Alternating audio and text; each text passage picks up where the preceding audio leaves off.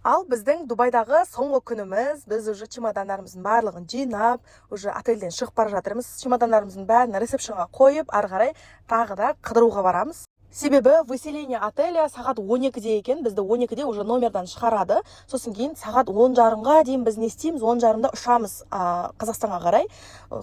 Ресепшнға заттарымыздың бәрін қояйық та, қыдырайық, тағы да аралайық деп.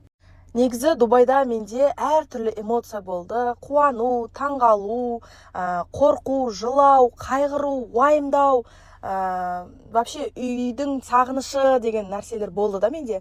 Оның барлығын кейін уақыты келгенде айта жатармын, не болды, қалай болды.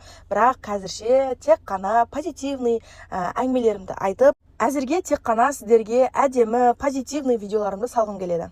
Ал Дубай туралы ойымды айтатын болсам, Дубайға негізі барып, қыдыруға, негізі әдемі, қымбат, күшті қала, баруға сіздерге де совет беремін. Жаңағыдай турист ретінде қыдырып барсаңыздар, күшті қала негізі.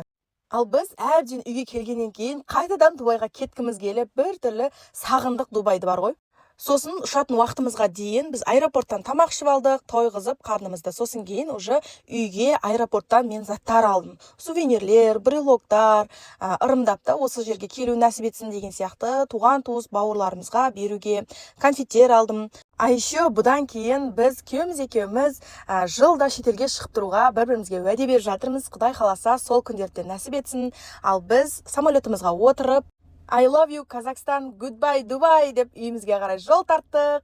Ал сіздерге қалай, ұнады ма? Ұнаса лайк басып, комментарий жазып кетіңіздер. Сіздерге де жұғысты болсын. Дубайға келе жатқан кезде біз азанда келген едік. Азанда Дубайдың үстінен қараған едік. Енді қайтып бара жатқан кезде түнгі Дубайды көрдік. Күшті болды. Таңғы сағат 4-те түстік Чимкенттен, аэропорттан әкем күтіп алды. Кәдімгі қуанып қалдым. Таңғы сағат 4-те жүр ғой әкем. Ал сіздерге де жұғысты болсын саяхаттау.